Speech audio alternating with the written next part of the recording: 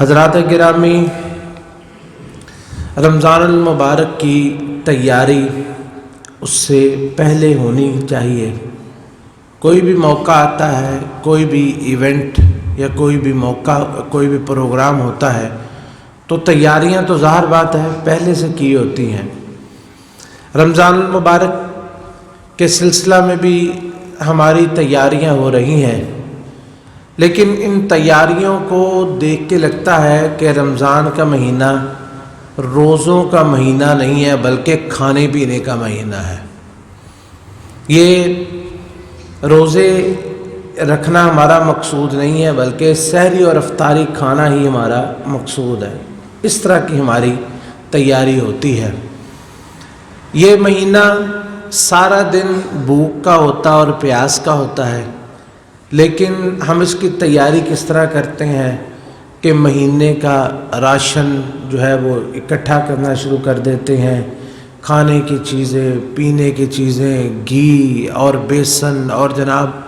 وہ پکوان جو سارا سال نہیں پکتے، وہ اس مہینے میں اس کی خصوصی تیاری ہوتی ہے۔ دیکھیں، یہ چیزیں حرام نہیں ہیں، لیکن یہ ہمارا اصل مقصد بھی نہیں ہونا چاہیے۔ اصل مقصد کہ رمضان کا مہینہ روزوں کا مہینہ ہے، عبادت کا مہینہ ہے، اللہ کی رضامندی، اس کی خوشنودی کا مہینہ ہے، اللہ کے ذکر کا مہینہ ہے، اس کی کبریائی، اس کی عظمت، اس کی بڑائی بیان کرنے کا مہینہ ہے، اور اپنے گناہوں کی معافی کا مہینہ ہے، عبادت کا مہینہ ہے۔ تو ہمیں توجہ اس طرف دینی چاہیے۔ ہمیں دیکھنا چاہیے کہ ہم نے جس مقصد کے لیے رمضان آ رہا ہے اس کی تیاری کتنی کی ہے، اور جو چیزیں ثانوی حیثیت رکھتی ہیں اس کی تیاری ہم کتنی کر رہے ہیں۔ یہ نہیں ہے اب اس کا مطلب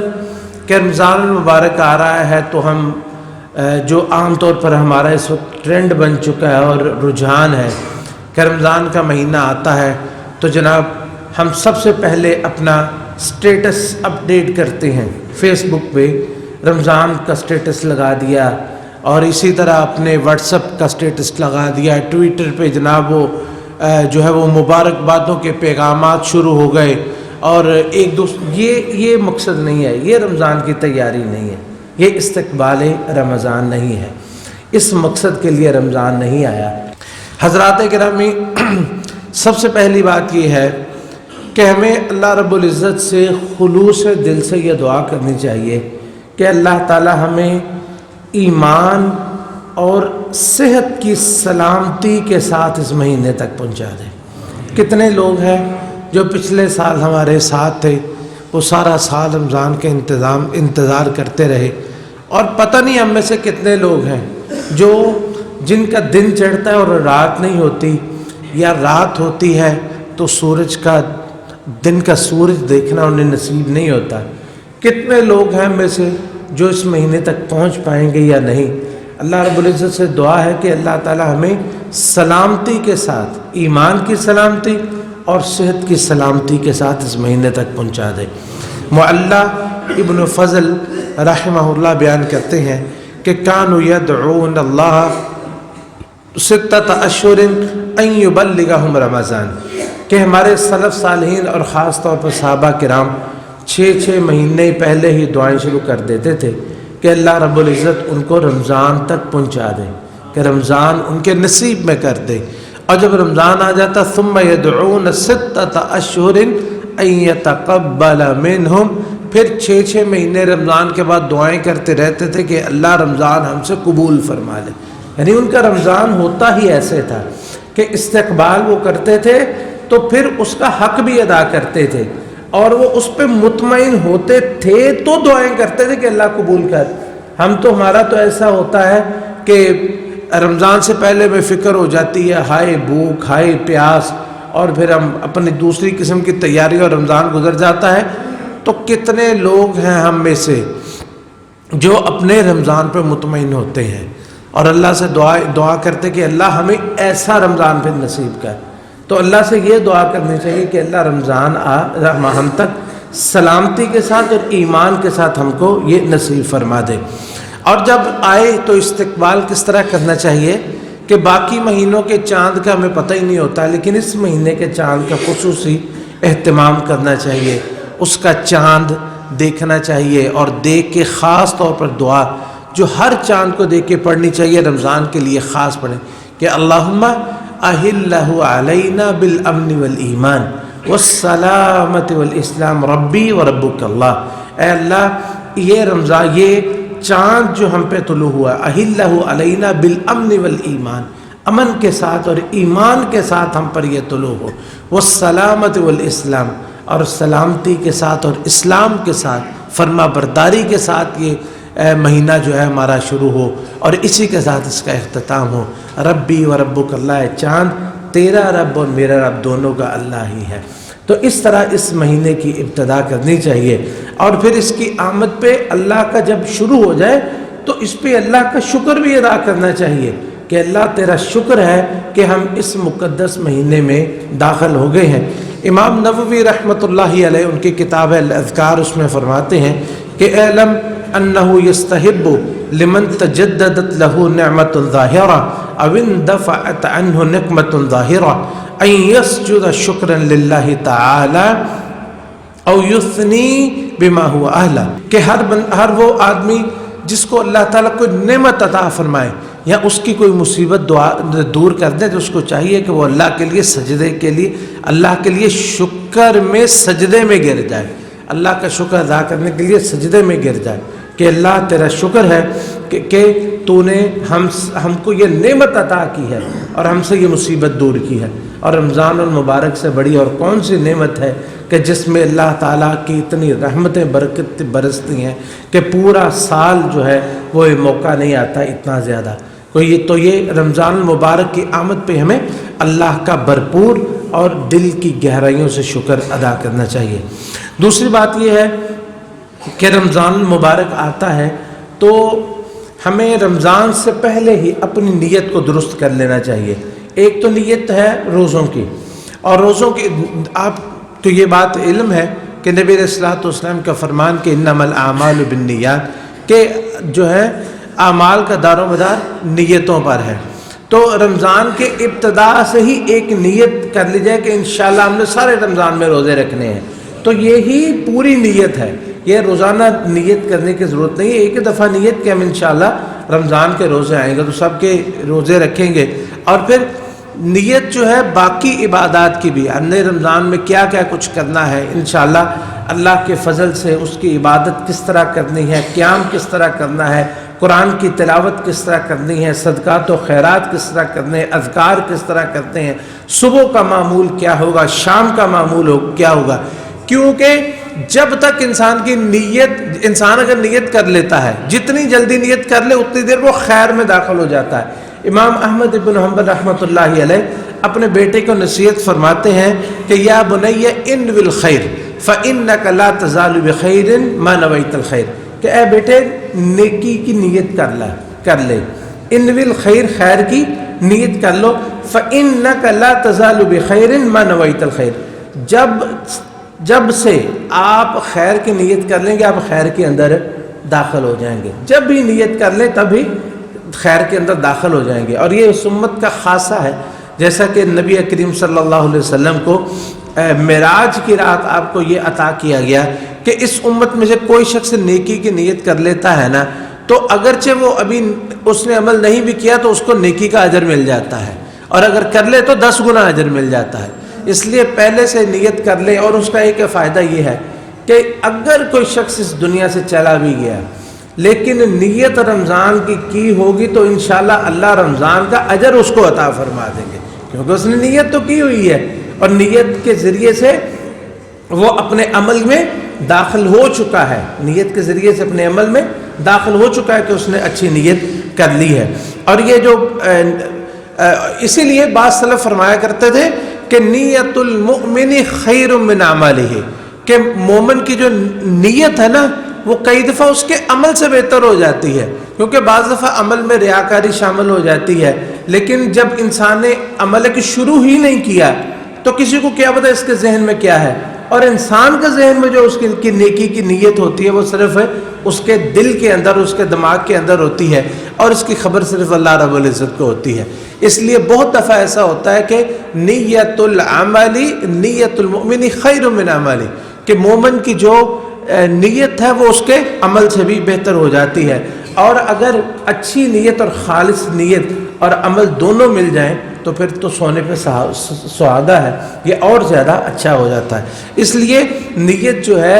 ابھی سے ہمیں اچھی کر لینی چاہیے کہ ہم نے انشاءاللہ العزیز رمضان کو کس اچھے طریقے سے گزارنا ہے۔ تیسری نصیحت رمضان المبارک کی آمد سے پہلے وہ یہ ہے کہ ہمیں نا رمضان المبارک کی اہمیت کو سمجھنا چاہیے کہ رمضان المبارک کیسا مہینہ ہے، کہ رسول اللہ صلی اللہ علیہ وسلم اس کی آمد سے پہلے یا اس کی آمد پہ اپنے صحابہ کرام کو مبارکباد ایک طرح سے دیا کرتے تھے کہ ھذا شہر رمضان قد جاءکم، کہ یہ رمضان کا مہینہ تمہارے پاس آ گئے ہیں، افترض اللہ علیکم صیام، اللہ نے اس کے روزے فرض کیے ہیں، اور اس میں ایک ایسی رات ہے جو 1000 مہینوں سے افضل ہے۔ اور یہ ساری چیزیں کہ رمضان المبارک کی ہمیں اہمیت کو سمجھنا چاہیے کہ یہ کیسا عظیم الشان مہینہ ہے کہ اللہ تعالیٰ نے ہمیں یہ عطا فرمایا ہے۔ اور انسان جب کسی کی عظمت اور مقام کو سمجھ لیتا ہے تو اس کا استقبال بھی پھر اتنے ہی اچھے طریقے سے کرتا ہے کہ اس کو احساس ہوتا ہے کہ یہ کتنی عظیم الشان نعمت ہے جو اللہ رب العزت ہمیں عطا فرما رہے ہیں۔ اور دیکھیں کہ اس کی اہمیت کہ رمضان المبارک جس کو اللہ کے رسول علیہ السلام نے مبارک مہینہ بیان فرمایا، اس کی انشاءاللہ وضاحت ہم آئندہ خطبات میں کریں گے کہ یہ مبارک کیا ہوتا ہے، مبارک سے کیا مراد ہے اور کس طرح یہ مبارک ہے۔ کہ نبی کریم صلی اللہ علیہ وسلم کی ایک حدیث ہے، آپ نے فرمایا، حضرت انس رضی اللہ تعالی عنہ بیان کرتے ہیں کہ رسول اللہ صلی اللہ علیہ وسلم نے فرمایا کہ افعلوا الخیر دہرکم تعرضوا نفحات رحمت اللہ، کہ لوگوں ہمیشہ خیر کرتے رہو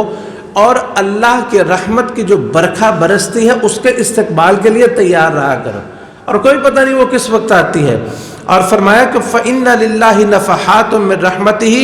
يُصِيبُ بِهَا مَن يَشَاءُ مِن رَحْمَتِهِ، اللہ کی رحمتوں کی کچھ برکھا ایسی برستی ہے اور اللہ کی رحمتوں کی کچھ عطا ایسی ہوتی ہے کسی وقت کہ جس کو مل جائے اس کے لیے پھر خیر ہی خیر ہو جاتی ہے۔ وَاسْأَلُوا اللَّهَ أَن يَسْتُرَ عَوْرَاتَكُمْ، اللہ سے دعا کرو کہ اللہ تمہارے عیبوں پہ پردہ ڈال دے، وَآمِرْ رَوْعَاتَكُمْ، اور تم سے پریشانیوں کو دور کر کے رکھے۔ تو جب یہ اللہ کی رحمتوں کی برکھا کا انسان کو منتظر ہر وقت رہنا چاہیے، تو رمضان سے زیادہ اس رحمت کی امید اور کس مہینے میں ہو سکتی ہے؟ اس لیے خاص طور پر رمضان کا جو مہینہ ہے اس میں ان گھڑیوں کی منتظر رہنا چاہیے جو کہ دن میں بھی ہوتی ہیں اور رات میں بھی ہوتی ہے، بلکہ 24 گھنٹے، تو یہ جب تک یہ صرف روزے کی حالت میں نہیں، افطار کی حالت میں بھی، صبح بھی شام بھی اللہ کے رحمت کی جو عطائیں ہیں اس کا سلسلہ جاری رہتا ہے۔ حضرات گرامی، رمضان المبارک کے استقبال کے سلسلے میں چوتھی نصیحت یہ ہے کہ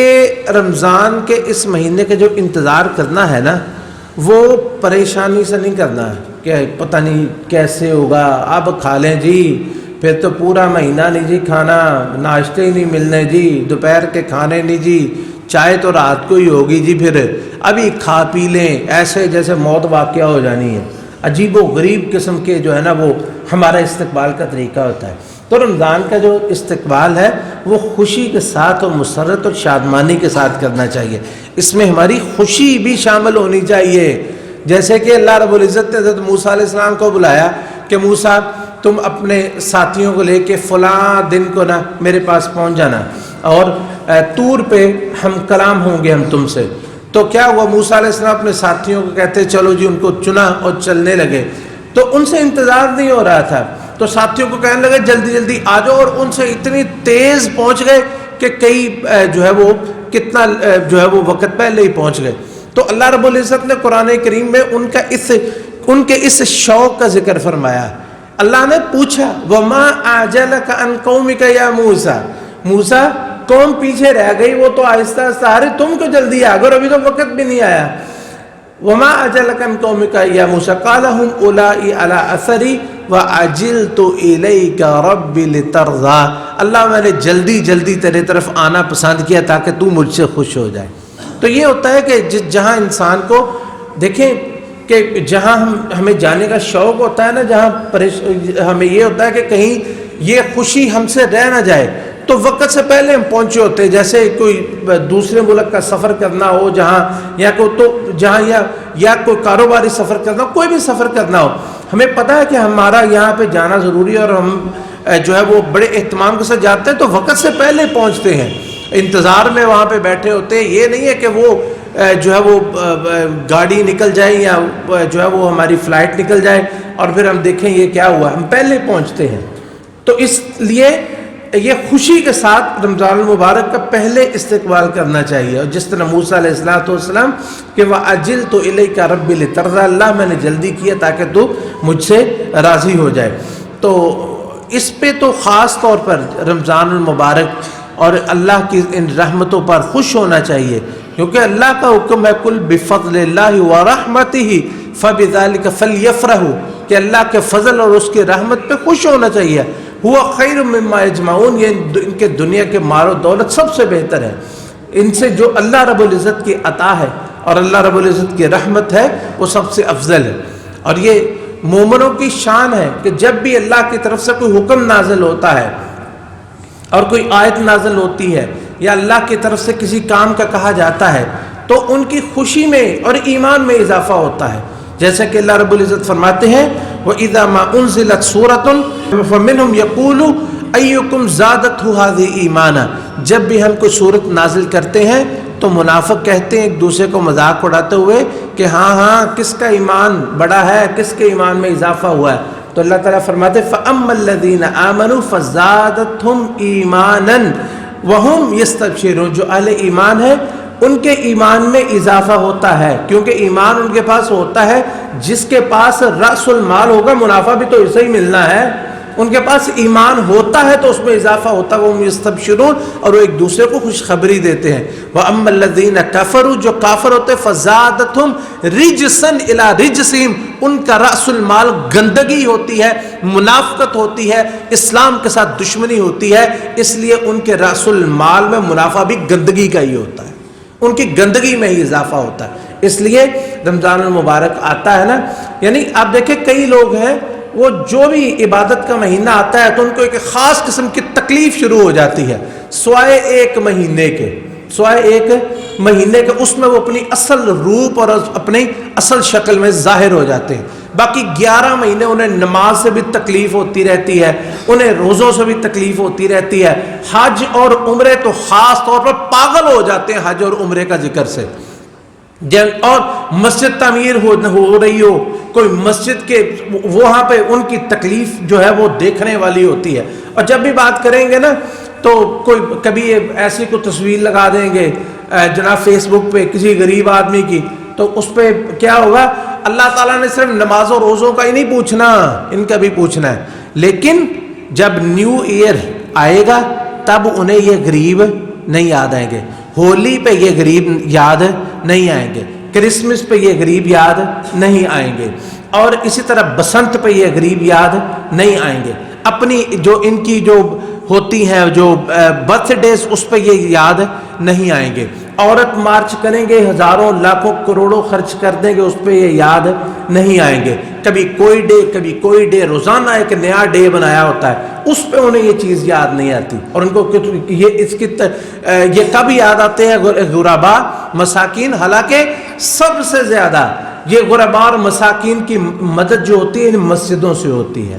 ان مسجدوں سے ان کی مدد ہوتی ہے۔ اس رمضان جتنا خیر کا مہینہ آتا ہے، رمضان کے مہینے میں غربا کی کتنے غربا اور مساکین ہیں کہ رمضان کی وجہ سے ان کا پورا سال چلتا ہے۔ اور اسی طرح جو بھی یعنی کہ مسلمانوں کے عید کا موقع آتا ہے اور جناب ہر جگہ پہ عید لینے والے اور عید دینے والے، تو یہ الحمدللہ مسلمانوں کی جو خوشی کے مواقع یا عبادت کے مواقع ہوتے ہیں، ان میں غربا اور مساکین کو فائدہ ہوتا ہے۔ قربانی پہ ہم نے کتنی دفعہ ذکر کیا کہ کتنے غربا اور مساکین کا اس میں فائدہ ہوتا ہے، جنہوں نے سارا سال مٹن نہیں کھایا ہوتا، بکرے کا گوشت نہیں کھایا ہوتا، ان کو اللہ تعالیٰ نصیب فرما دیتے ہیں۔ تو اس لیے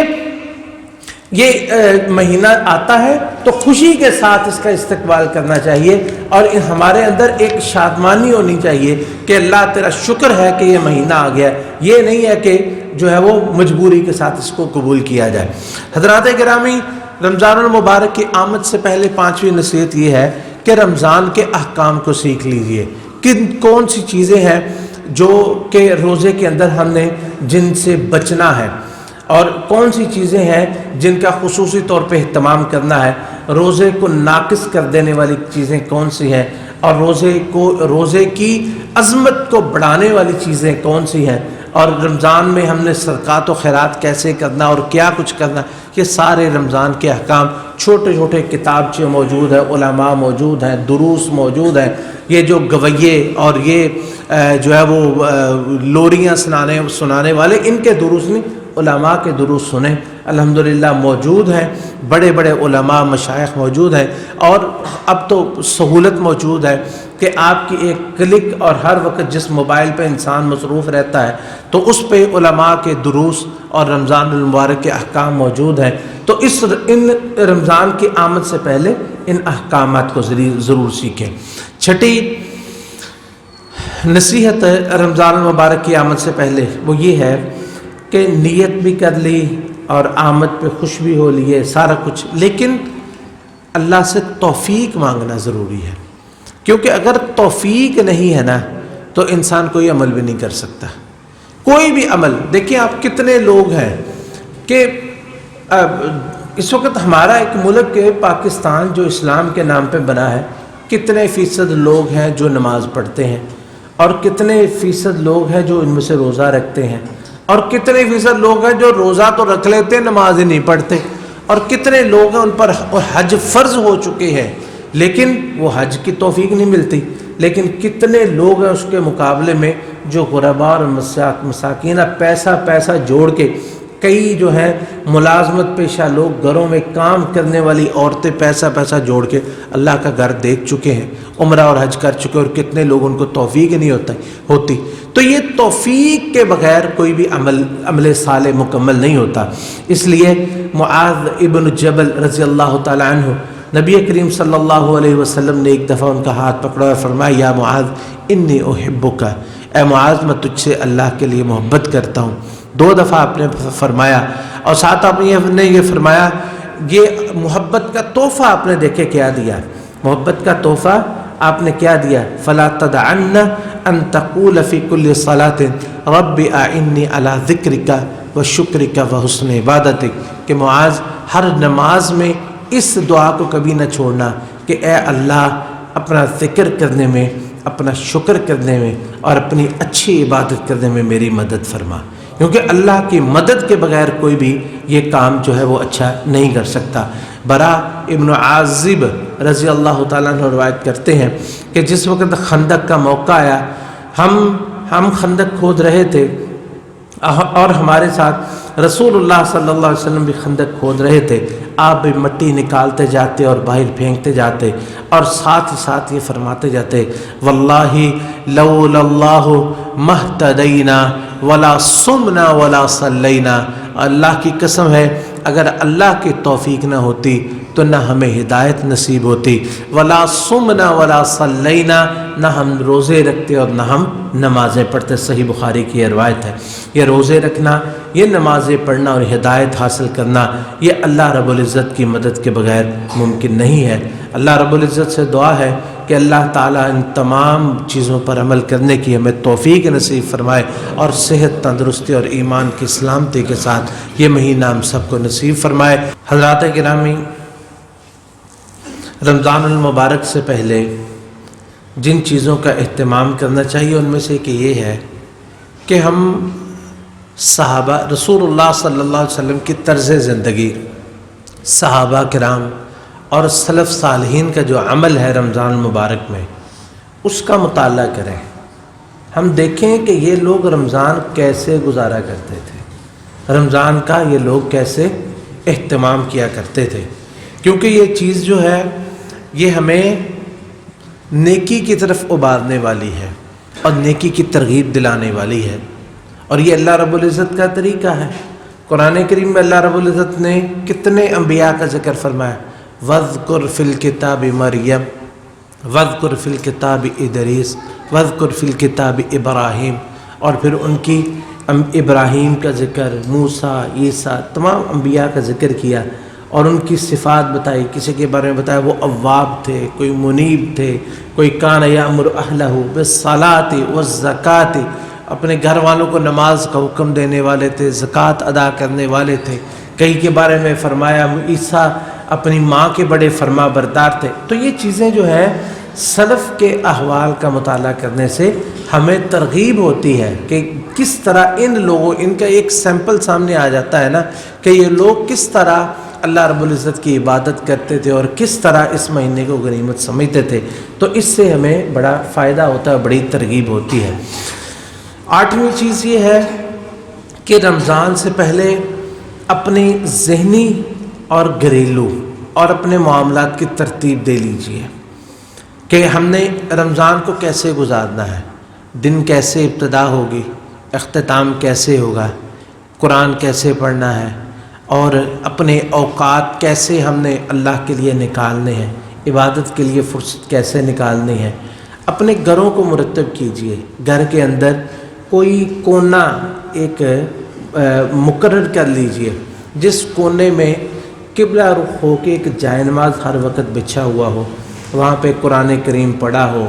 اور ایک ماحول وہاں پہ بنا ہوا ہو کہ یہاں یہ جو ہے عبادت کرنے کے لیے ہر وقت جو ہے یہاں پہ یہ چیز میسر ہے۔ اور اسی طرح اذکار کی کتابیں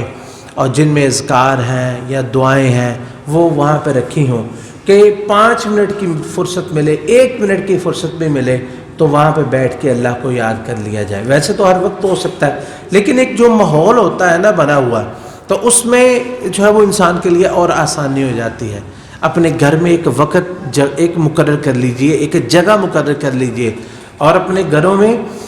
جو ہے وہ خاص طور پر صدقات و خیرات کے لیے نا کوئی چیز رکھ لیجئے، جس طرح یہ چندہ کے باکس ہوتے ہیں، اگر کسی کو چاہیے تو ہم سے بھی مل جائیں گے انشاءاللہ۔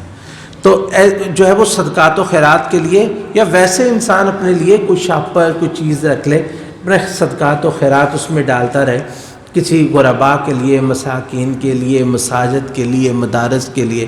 تاکہ وہ ہر وقت انسان کو یہ چیز میسر ہو، جیسے ہی اللہ اس کے ذہن میں اس نیکی کی توفیق ڈالے وہ فوراً اس پہ عمل پیرا ہو سکے۔ اسی طرح 9ویں چیز یہ ہے کہ اپنے سابقہ رمضان کو یاد کیجیے، پچھلا رمضان کیسے گزرا تھا، اگر تو اچھا تھا تو اللہ سے دعا کیجیے اللہ تعالیٰ اس نعمت کو برقرار رکھے اور اس سے آگے نکلنے کی توفیق نصیب فرمائے۔ اگر کمی کوتاہی تھی تو اس کو دور کرنے کی کوشش کرنی چاہیے۔ اور 10ویں اور آخری چیز جو ہم بیان کرنا چاہتے ہیں وہ یہ ہے کہ رمضان سے پہلے توبہ اور استغفار کا خصوصی طور پر اہتمام کریں، تاکہ رمضان المبارک میں ہم اس طرح داخل ہوں کہ ہمارے گناہوں کے صفحات اللہ تعالیٰ انہیں مٹا چکا ہو، صاف ستھری کتابیں ہماری ایسے ہوں کہ اس طرح ہم اللہ کے سامنے پیش ہوں اور اللہ سے توبہ کریں اور استغفار کریں کہ اللہ جو گناہ ہو چکے انہیں معاف کر دے۔ میں معافی مانگتا ہوں، آئندہ سے بھی اللہ ہمیں اس سے محفوظ رکھنا۔ نبی کریم صلی اللہ علیہ وسلم نے فرمایا التائب من الذنب کمن لا ذنب لہ، گناہ سے توبہ کرنے والا ایسے ہو جاتا ہے جیسے اس نے کبھی گناہ کیا ہی نہیں ہوتا۔ اللہ رب العزت سے دعا ہے اللہ سلامتی کے ساتھ اور خیریت کے ساتھ یہ مہینہ ہم پر لائے، اور اس مہینے میں اپنی رضامندی اور اپنی فرما برداری کی، ہمیں اپنی رضامندی کے لیے کام کرنے کی زیادہ سے زیادہ توفیق نصیب فرمائے اور اپنی فرما برداری کرنے کی توفیق نصیب فرمائے۔